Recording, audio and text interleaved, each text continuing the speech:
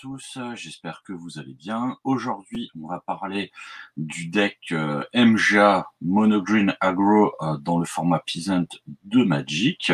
Évidemment, n'hésitez pas à liker, commenter, partager, à vous abonner à la chaîne pour suivre les prochaines vidéos. Et n'hésitez pas aussi à nous dire aux commentaires qu'est-ce que vous pensez du deck et si vous avez d'autres idées de deck à présenter. Alors, on va évidemment recommencer encore une fois avec les règles du Peasant, mais vous aurez dans la description de la vidéo toutes les informations. Donc, le format Peasant est un format non officiel. Vous avez 55 communes, 5 Unco, vous avez une banlist qui lui est propre. Vous aurez toutes les informations en description. Et moi, je vous propose tout simplement de commencer déjà, voilà, à présenter un petit peu le deck Mono Green Aggro, qui est un des decks qui est quand même les plus stables du format Peasant. Voilà, c'est un deck dont l'objectif, en fait, tout simplement, c'est de mettre la pression de manière assez rapide face à votre adversaire en ayant effectivement un jeu qui est quand même relativement stable avec des créatures qui sortent très vite et des sorts voilà qui vont venir aider et booster vos créatures. Alors comme vous pouvez le voir, le deck se compose de 18 forêts. C'est à peu près la norme que vous pouvez retrouver dans ce type de deck. Je vous mettrai aussi une ou plusieurs decklists du deck MGA que vous pourrez retrouver. Alors, c'est des decklists qui seront sans doute similaires, qui seront très très proches, vu qu'il n'y a pas forcément de très grande différence entre les decklists que vous pourrez retrouver. Mais en tout cas, voilà, on voit qu'il y a 18 terrains et on va revenir un petit peu dessus après. Pourquoi y a-t-il 18 terrains? Déjà, on va vous présenter un petit peu les différentes cartes que compose le deck.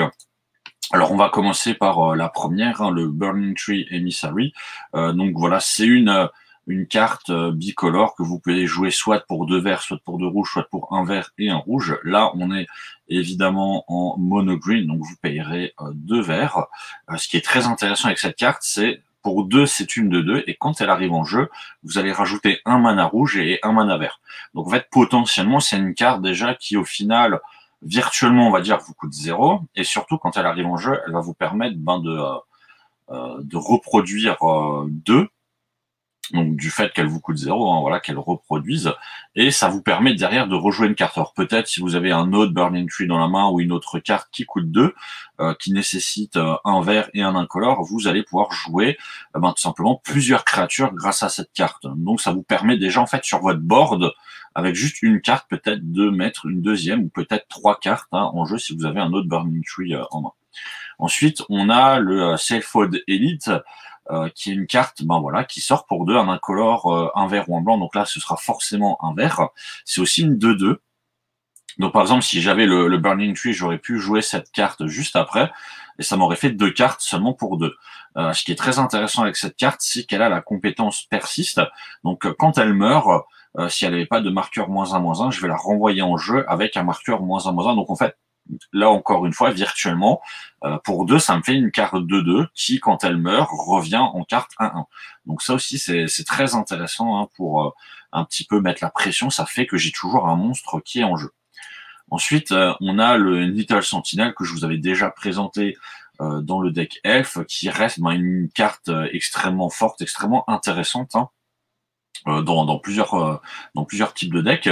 Voilà, encore une fois, pour 1, c'est une 2-2 qui ne se dégage pas pendant votre phase de désengagement, qui va se dégager quand vous jouez un sort vert. Bon, évidemment, on est sur du mono green, donc des sorts verts, on va en jouer, on va avoir l'occasion de la dégager, et ça vous fait une carte assez forte dès le premier tour, qui peut être posée.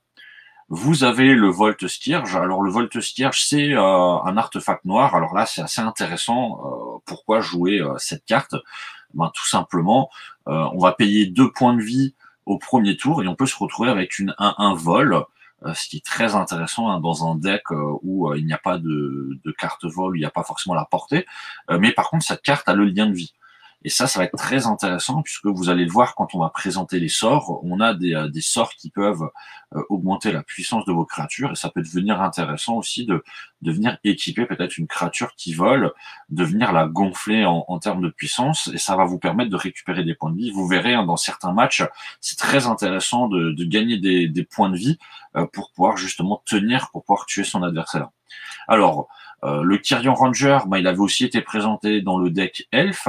vous le voyez, c'est toujours la même chose, hein. Pour 1, vous avez une 1-1, vous renvoyez une forêt dans votre main et ça va vous permettre de dégager une créature. Alors là, le Kyrian Ranger, en fait, est très intéressant puisque je vais vous le remontrer tout simplement, hein. Comme vous le voyez, comme je l'avais dit, on est sur un deck qui ne contient que 18 forêts. 18 forêts, ça semble peu, même si vous regardez un petit peu la mana courbe la courbe de mana du deck, vous voyez qu'il y a énormément de cartes qui sortent pour 1 et beaucoup de cartes qui sortent pour 2 aussi. Donc on est sur une mana courbe assez faible, mais le Kyrian Ranger, en fait, lui, il est là tout simplement, ça va vous permettre, si vous n'avez pas de forêt en main, que vous n'avez pas pu jouer de forêt pendant votre tour, ça va vous permettre simplement d'engager une forêt, de jouer peut-être une carte, et de renvoyer une forêt dans votre main, de pouvoir la reposer, de pouvoir la réengager, pour pouvoir reproduire à nouveau du mana. Donc ça va vous permettre peut-être de jouer d'autres, plus de créatures que ce que vous auriez pu jouer. Donc c'est aussi une carte qui va virtuellement vous permettre d'avoir, on va dire, 22 forêts au final, dans votre deck. C'est pour ça qu'il est là. Il est là pour vous aider justement à la création de mana, hein, même si on a encore une fois une courbe de mana assez faible. Ensuite, on a le Skargan Pitskulk, qui est une carte voilà, qui est vraiment très intéressante. Alors, vous voyez, hein, il a la compétence Bloodthirst 1. Si un adversaire a reçu des dommages ce tour-ci, et bien tout simplement, il va arriver en jeu avec un marqueur +1/+1 sur lui. Donc, de manière générale, vous allez sans doute jouer cette carte dans votre deuxième main phase. Et généralement, ça va être une 2/2 pour 1, qui en plus est une autre compétence, c'est-à-dire que les créatures qui ont une force inférieure à lui-même ne peuvent pas le bloquer. Donc là aussi, ça va être une carte très intéressante, hein, pour une 2/2, voilà, quasiment dans 99% des cas, vous allez le jouer comme ça. Ça n'a pas forcément d'intérêt de le jouer voilà, dans votre main phase 1, pour que ce soit une 1-1, et évidemment cette carte va être utilisée, hein, vous allez encore une fois avec les cartes que je vais vous présenter après, vous allez augmenter sa puissance d'attaque pour qu'il devienne potentiellement une 6/6 qui sera imbloquable, et ça vous permettra de mettre des dégâts sur votre adversaire. Alors on continue avec toujours nos créatures. On a le Strangleroot Guest, qui est une créature là aussi, hein, encore très intéressante, qui ne sort que pour 2. Là par contre c'est 2 verts, donc voilà, comparé à d'autres qui utilisent de l'incolore, bon, ça ne change pas grand-chose, de toute façon, encore une fois, puisqu'on est en mono green, hein. Alors déjà, ce qui est très intéressant avec cette carte, c'est qu'elle a la célérité. C'est-à-dire que vous allez pouvoir la jouer et vous allez pouvoir attaquer dès le moment où vous l'avez invoqué. Donc ça, c'est très intéressant aussi, hein, pour mettre la pression sur votre adversaire. Et elle a aussi la compétence Undying, qui lui permet tout simplement que quand elle meurt, si elle n'avait pas de marqueur +1/+1 sur elle, elle va pouvoir revenir en jeu avec un marqueur +1/+1 sur elle. Donc là, voilà, pour 2, vous avez une 2 en célérité, et si elle meurt, vous avez une 3/2 célérité. Donc encore une fois, c'est vraiment très intéressant. C'est un peu comme notre créature précédente, hein, le Safehold Elite, c'est-à-dire que vous avez une carte qui, pour 2, vous avez globalement, hein, la même chose, une 2/2, une 2/1, qui va, si elle meurt, revenir. Donc, cette fois-ci, elle sera encore plus forte. Surtout, elle a la célérité. Donc, ça vous permet de réattaquer directement. Et ça, c'est vraiment très intéressant pour mettre la pression sur votre adversaire. C'est-à-dire que vous avez des cartes qui peuvent vous servir à la fois de bloqueur et à la fois d'attaquant le tour d'après. C'est vraiment très intéressant. On continue avec nos créatures. On a le Nest Invader. Alors le Nest Invader, voilà, sans doute une carte vraiment très intéressante pour ce deck, hein.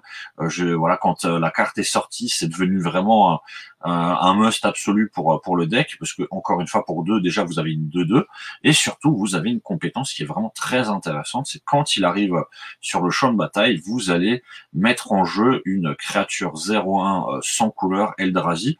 Voilà, qui a la compétence, si vous sacrifiez cette créature, vous ajoutez un mana incolore à votre réserve. Donc ça, c'est très intéressant, c'est-à-dire que pour 2, vous avez une créature 2/2 plus une créature 0/1 qui peut tout simplement être sacrifiée et vous permettre de rajouter du mana incolore. Donc ça vous permet soit d'avoir une créature 0/1 que vous pourrez utiliser sans doute pour bloquer une attaque adverse, ça peut vous faire tout simplement du mana supplémentaire, hein, un peu comme on a eu pour notre Burning Tree. Donc c'est-à-dire que vous avez là encore une fois la possibilité de simplement peut-être de jouer une autre créature suite à l'invocation du Nest Invader si il vous reste peut-être un mana supplémentaire. Si vous avez un Kyrion qui est en jeu, vous pouvez toujours tenter, voilà, vous vous renvoyez une forêt, vous la rejouez, vous utilisez, vous sacrifiez, et ça vous permet de rejouer encore une créature. Donc voilà, c'est vraiment très intéressant pour avoir des créatures supplémentaires. On a aussi le River Boa. Alors ça, c'est une carte là aussi forcément intéressante, hein, puisque toujours pour 2, c'est une 2-1.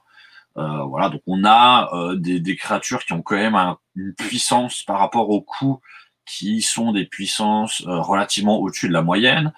Et on a une créature qui a 2 compétences très intéressantes et voire très importantes aussi. Déjà, elle a la compétence Regenerate pour 1 vert. Donc ça va être très utile justement pour avoir peut-être une carte qui va vous servir de bloqueur. Et surtout, elle a la compétence Traverser des îles, Iceland Walk, qui vous permet tout simplement d'attaquer un joueur qui possède des îles et qui ne peut pas bloquer. Alors évidemment, les decks bleu contrôle vont être des decks qui vont être problématiques, hein, pour un mono green. Donc avoir une créature qui peut attaquer et qui peut faire des dégâts sans que l'adversaire ne puisse la bloquer, ça peut vraiment être intéressant. On va passer maintenant un petit peu à la présentation justement des éphémères et des rituels. Donc on a les Veins of Vastwood, qui est sans doute voilà l'éphémère un petit peu important qui va vous permettre souvent de booster, de finir une game. Voilà, pour 1 vert, vous avez une créature qui va gagner, qui va gagner la compétence de ne pas être la cible des sorts et de capacités de votre adversaire. Et si vous rajoutez le coup de kick, donc un autre vert, donc pour 2 verts simplement, vous avez une créature qui va gagner +4/+4 et qui ne peut pas être la cible de sorts ou de capacités de votre adversaire. Donc ça, c'est vraiment très intéressant. Puisque ça vous permet de booster une créature, de faire en sorte que votre adversaire ne peut rien lui faire. Et comme je vous l'ai dit, si on revient un petit peu avant, vous avez par exemple un Skargan qui normalement sera sans doute une 2/2, qui va devenir une 6/6. Vous avez un Volt qui est une 1/1 qui peut devenir une 5/5 avec le lien de vie, donc ça vous permet de récupérer des points de vie. Vous avez le Strangleroot, s'il a la célérité, que vous êtes en mesure d'attaquer votre adversaire qui n'a aucun bloqueur, pareil, ça peut vous faire 6. Face à des decks bleus, vous aurez le River Bois qui vous permettra de faire des dégâts. Donc on a une carte très intéressante qui peut justement aussi, face à des decks bleus, face à des decks noirs, face à des decks peut-être burn, protéger un petit peu aussi vos créatures. On a évidemment la carte qu'on retrouve, je pense, dans tout deck aggro vert qui se respecte, la carte Rancœur, hein, qui est tout simplement un enchantement qui va faire gagner +2/+0 à votre créature, qui va lui donner le piétinement. Et surtout, ce qui est intéressant, c'est que quand elle est mise dans le cimetière depuis le champ de bataille, vous la renvoyez dans votre main. Donc potentiellement, c'est une carte que vous pourrez toujours récupérer. C'est une carte, encore une fois, ce qui peut être très intéressant, ça va être de la jouer sur une de vos créatures de 2, ça vous fait une 4 de piétinement, vous rajoutez un petit +4/+4, ça vous fait une 8/6 piétinement, et voilà, le combat part très vite. Sur un Volt, pareil, une 3/1 piétinement, ça vous fait des dégâts, des points de vie qui peuvent être récupérés. Donc on a la Rancœur qui est une carte vraiment intéressante et qu'il faut avoir 4 fois dans le deck. Ensuite on rentre là aussi dans une carte nouvellement mise, le Curse of Predation, qui est une carte aussi très intéressante, puisque c'est un enchantement. Vous allez enchanter votre adversaire, vous allez enchanter un joueur, et à chaque fois qu'une créature attaque le joueur enchanté, vous allez mettre un marqueur +1/+1 sur elle. Alors là, c'est vraiment intéressant puisque vous enchantez votre adversaire, et à chaque fois que vous l'attaquez, vos créatures vont gagner des marqueurs +1/+1. Là, ça va devenir très compliqué pour lui, en sachant encore une fois que vous avez Rancœur, vos créatures peuvent gagner le piétinement, vous avez une créature qui a le lien de vie, donc là, vous pouvez mettre effectivement la pression sur votre adversaire avec des créatures qui vont forcément lui mettre des dégâts, qui en plus peuvent vous rapporter des points de vie, donc ça va être très compliqué de venir vous tuer vous. Et ensuite, on a le Savage Sweep. Voilà, encore une fois, une carte de boost. La créature que vous contrôlez va gagner plus de jusqu'à la fin du tour, si sa puissance est de 2, et si il affronte une créature... Ah oui, et il affronte une créature hein, que vous ne contrôlez pas, donc que votre adversaire contrôle. Donc les créatures s'infligent les dégâts de leur force l'une à l'autre. Donc ça peut aussi être intéressant pour éliminer des créatures adverses, en sachant que des créatures qui ont 2 de puissance, hein, vous le voyez, vous n'avez quasiment que ça. Hein. Voilà, des créatures qui ont 2, donc voilà, c'est une carte qui pourrait être jouée quasiment sur toutes vos créatures. Ce sont des sorts qui sortent pour 1, hein, voilà. Là, vous avez le Vinovas Wood qui va sortir pour 1, voire 2, enfin plus souvent le 2 que 1. Vous avez la Rancœur qui sort pour 1, vous avez le Savage Sweep qui sort pour 1. Donc vous avez énormément de créatures qui sortent pour 1, énormément de sorts qui sortent pour 1, et donc vous vous retrouvez avec un deck, comme je l'ai dit, qui est relativement violent, et qui est voilà, dont l'objectif est de mettre la pression.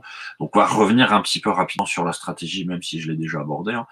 Déjà, vous le voyez en termes de nombre de cartes à mettre, on part du principe que le Kyrion se met obligatoirement 4 fois.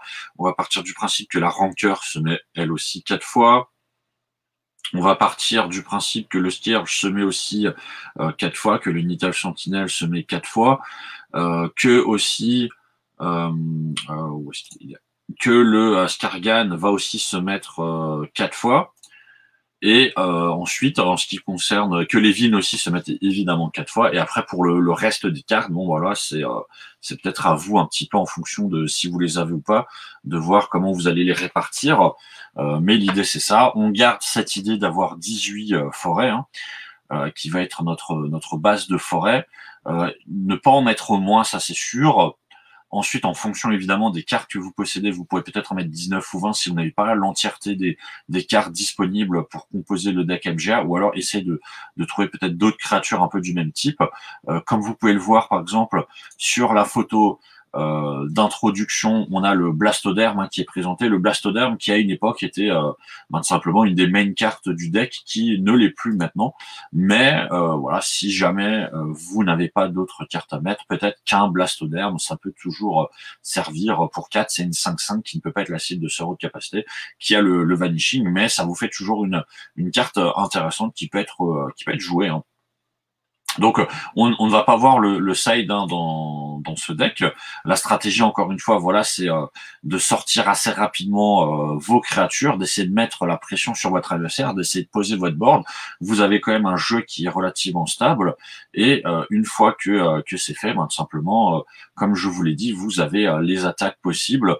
Vous avez une créature 1/1 vol qui a le lien de vie qui peut être intéressante à booster pour pouvoir justement récupérer des points de vie si besoin. Vous avez la Rancœur et tout un tas de sorts qui vont vous permettre de booster la puissance de vos créatures. Donc voilà, l'idée de ce deck, c'est essayer de poser, d'essayer d'être un peu plus rapide que son adversaire. Donc évidemment, c'est des jeux qui vont être fragilisés face à des decks peut-être plus contrôle, qui ont la capacité de vous contrer ou la capacité de vous renvoyer vos créatures dans la main. Ça va être peut-être aussi des decks qui jouent plus vite que vous, qui vont avoir plus l'opportunité de s'étendre. Peut-être des decks aussi, si vous êtes face à des decks burn ou autres, qui ont cette capacité aussi de sortir plus vite que vous. Mais de manière globale, hein, le MGA est un deck voilà qui performe assez bien dans le format Peasant. On a pas mal de bons résultats sur des gros matchs. Je pense que le plus gros, le meilleur résultat sur le plus grand nombre de personnes, ça va sans doute être sur le tournoi qui avait lieu en 2019 à Clermont-Ferrand, où le deck a fini 8e sur 90 joueurs. Donc c'est vraiment assez intéressant en termes de performance. Et après, vous voyez, généralement, c'est un deck, si vous analysez un petit peu, c'est un deck qui va finir généralement hein, dans le top assez facilement. Il y a eu aussi la Coupe de France en 2017 où le deck a fini 5e sur 115 joueurs. Donc c'est assez intéressant. Là aussi, c'est un deck qui est relativement peut être fait sans coûter trop cher. Évidemment, il y aura quelques cartes qui vont être peut-être du mal à trouver, peut-être cher. Je pense au Self-Fold Elite et principalement au Skargan, qui peuvent être assez difficiles à trouver et peut-être cher. Mais après, normalement, les autres cartes sont relativement abordables. Et c'est un deck que vous pouvez, en tout cas, vous faire à 90-95%, voilà, sans souci. On arrive à la fin de cette vidéo. N'hésitez pas à nous dire hein, ce que vous en avez pensé. N'hésitez pas à commenter, liker, partager. N'hésitez pas à vous abonner. N'hésitez pas à nous rejoindre hein, sur Discord. N'hésitez pas à nous dire ce que vous avez envie comme idée de deck pour les prochains. Moi, j'espère que voilà, vous avez passé une bonne vidéo. On se dit à la prochaine. Ciao.